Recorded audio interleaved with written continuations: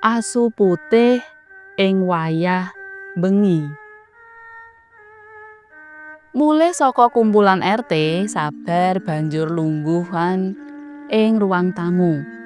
Kegawa hawa sumuk sing bengi iki ora kaya biasane. Dheweke banjur njupuk koran sing gumletak ing sandinge, dienggo kepetan. Nanging ora suwe koran banjur diseleh ing sandinge.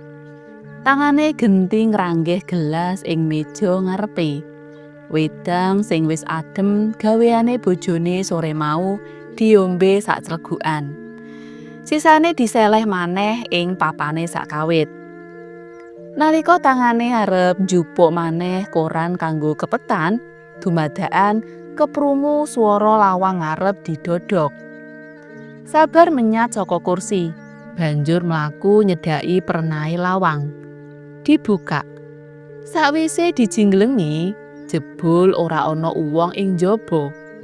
Sing ana mung sawijining asu werna putih lagi lungguh ing teras omah. Mripate nyawang Sabar sing ngadeg ana ngarep lawang. Meruhi asu mau, batine Sabar semu ora percaya. Sebab sadurunge ora nate kagambar ing pengangene yen dheweke bakal mrangguli kewan sing saiki ana ngarepe. Awit sakwise setengah taunan dadi warga kampung sing saiki dienggoni, dheweke prasasat ora nate weruh kemliwere asu. Apa maneh cerita ngenani warga kampung sing ngingu asu, babar pisan durung nate dirungu. Asu putih kuwi disawang tanpa kedhep sawetara suwene. Mbuh apa jalarane nalika asu mau ngadeg lan banjur mlaku mlebu omah, Sabar mung meneng wae. Kepara malah age-age nututi mlebu ngomah.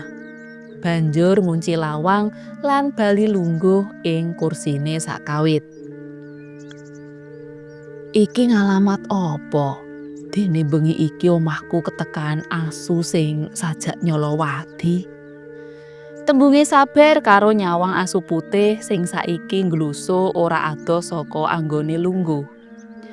Asu mau mung melet-melet lan panyawange tansah katujokake marang Sabar. Mur, metu sedhela. Tembunge Sabar rada banter, ngundang Murni, bojone sing lagi ngeloni anake ing kamar. Ora adoh saka papane lungguh. Krungu jenenge diundang, Murni banjur krengkang-krengkang tangi lan mlaku nyedhaki pernahe sing lanang. Murni kaget bareng ngerti yen ing ruang tamu kono ana asu. "Pak, asu iki asale saka ngendi?" Pitakone Murni karo lungguh njejeri sing lanang. "Asu kuwi teko karepe dhewe. Asale saka ngendi aku ora ngerti. Gagigusan metu saka omah, Pak." "Ngopo kudu digusah? Apa sampeyan ora ngerti yen warga kampung kene padha ora seneng karo sing jenenge asu?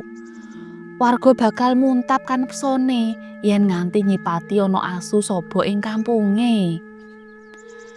Sabar ora mangsuli. Batine mbenerake tembunge sing wadon. Nyatane kaya sing dingerteni saksuwene iki, warga kampung pancen ora seneng karo asu. Kaya sing wis kedadean nalika dheweke dadi warga anyaran biyen, warga kampung kanthi kebak pangigit-igit padha nguber asu neka sing mlebu kampung. Digebuki nganti mati, bathange dikenterake kali.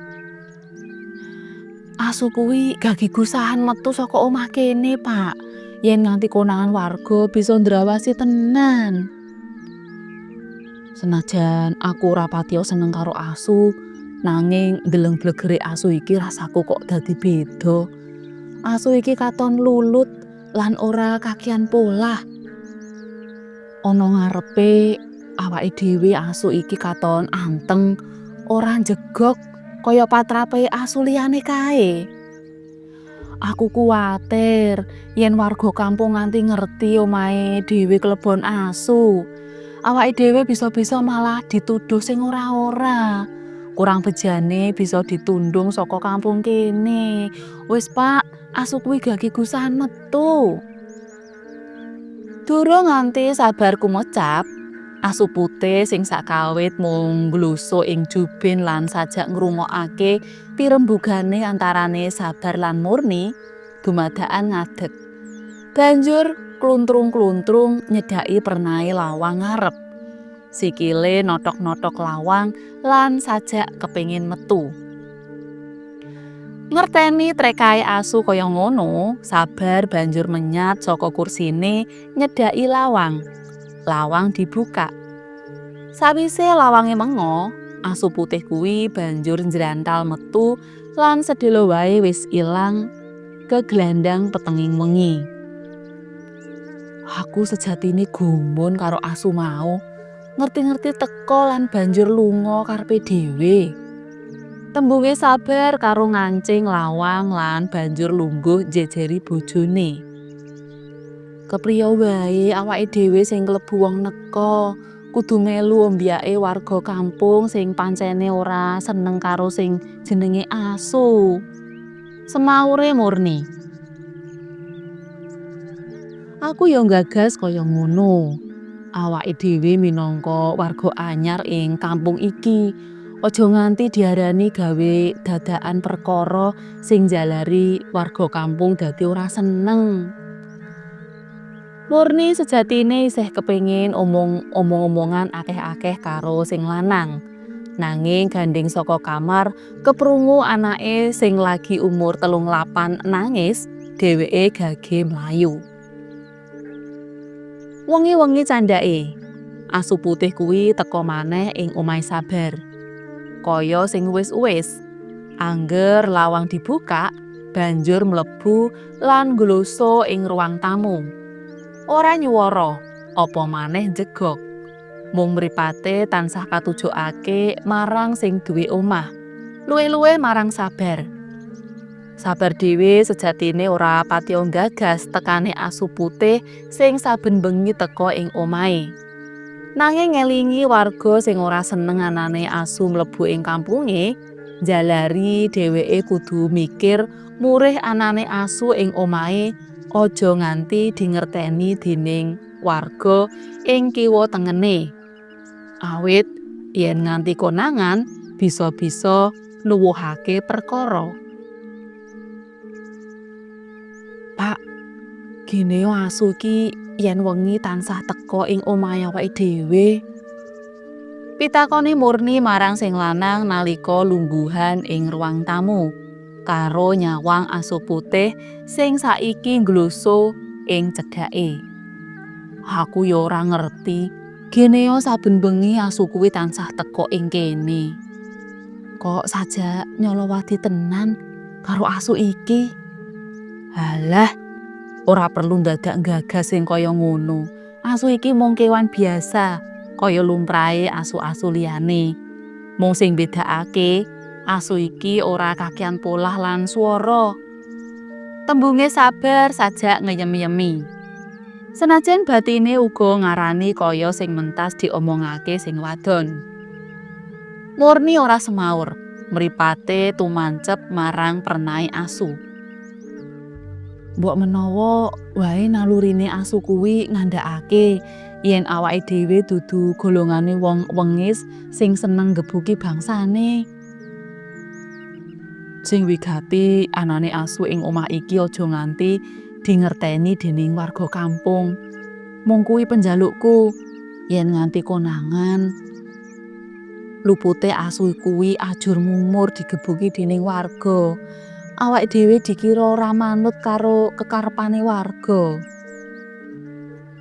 Bubar ngomong ngono kuwi, Murni banjur menyat saka kursi lan mlaku tumuju ruangan mburi. Sabar sing saiki lungguh ijen ing kursi kayu sing wis kepangan umur, batine kresah-kresuh dhewe.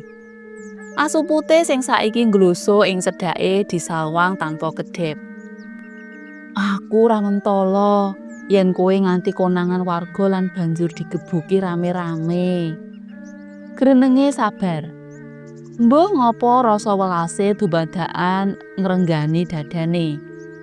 Asu putih sing sajak ngerti yen lagi digatekake banjur melet-melet lan panyawange tansah katujokake marang wong lanang cilik dhuwur ing ngarepe. Nanging ora suwe asu kuwi banjur ngadeg lan nyedhaki pernahe lawang. Sikile notok-notok lawang sajak kepengin metu. Sabar sing wis apal karo lagiane asu kuwi gage-gage mbukakake lawang. Nanging aneh, sakwise lawang dibuka, asu putih kuwi ora banjur njrantal lunga kaya sing uwis-uwis. Saiki dheweke malah ndeprok ing ngarep lawang. Sabar sing ngadeg ing tengah lawang disawang kanthi tajem. "Gene yo, ora gage-gage lunga." Gremenge Sabar karo tansah ngulati sak polahe asu sing ana ngarepe. Asu putih kuwi saikine nuduhake lagiane sing aneh. Kadangkala nyawang Sabar lan kadangkala nyawang pernahe dalan ing ngarep omah. Mbuh apa jalarane nalika asu kuwi ngadeg lan mlaku alon-alon, Sabar uga banjur ngangkat sikile, mlaku ngetutake jangkahe asu. Metu saka pelataran omah banjur liwat dalan kampung sing bengi kuwi kahanane sepi nyenyet. Lakune Sabar sing ngetutake asu putih wis kepara adoh ninggalake kampunge. Saiki lakune Sabar tekan papan sing durung nate dingerteni. Papan sing banget asing tumrape dheweke. Senajan batine takon-takon dhewe, nanging embuh ngopo jangkah sikile tetep ngetutake lakune asu putih mau. Sabar sansaya ngumun, kepati nalika jangkahe tekan sawenehing papan sing sarwa endah rinengga lampu-lampu padang gumebyar. Papan sing bener-bener narik kawigatene. Iki papan opo? Sabar gumun, jangkahe kandhek sedhela. Durung ilang rasa ngungune marang papan mau. Dumadakan Sabar meruhi sesawangan sing kober ngosekake atine. Mripate bisa nyawang cetha, gegambaran salah lan dosa sing wis nate dilakoni saksuwene iki. Sawetara suwene nyawang kahanan kaya ngono, ora krasa eluh tumepes nelesi pipine. Gene yo, ing papan sing sarwa endah kaya ngene, aku malah dituduhake sakwernane tumindak salah lan dosa. Nalika pengangene isih muter-muter gagas sesawangan sing mentas dialami, asu putih ing ngarepe dumadakan aweh tandha kaya-kaya ngajak mlaku maneh. Wekasane Sabar ngangkat sikile maneh, ngetutake ing mburine. Durung suwe anggone mlaku, saiki jangkahe Sabar tekan sawenehing papan sing bali narik kawigatene. Papan sing manut pangrasane katon sarwa remeng-remeng. Adoh sungsate karo papan sing mentas diliwati, sarwa padang gumebyar.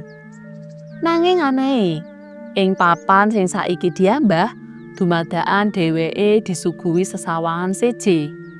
Sesawangan ngenani samubarang kabecikan sing wis nate dilakoni. Nyipati kahanan kaya ngono, Sabar dadi njegreg lan ngumun dhewe. Ing antarane satumpuk pitakonan sing durung antuk wangsulan, ngerti-ngerti mripate saiki tumancep marang sawenehing pawongan sing persis dheweke lagi nulungi sawijining asu sing kejepit watu gedhe nganti ora bisa obah. Persis kedadean sing wis dilakoni sawetara wektu kepungkur. Apa asu putih ki sing tak tutake ing bengi iki mujudake asu panjilmane malaikat? Batine Sabar takon-takon dhewe. Nalika Sabar isih iwut karo pengangene dhewe, dumadakan keprungu suarane wong-wong sing teka gembruduk nyedhaki prenahe. Wong-wong mau ora liya kepengin nguber asu putih sing ana ngarepe lan saiki wis mlayu embuh menyang ngendi parane. Cutha.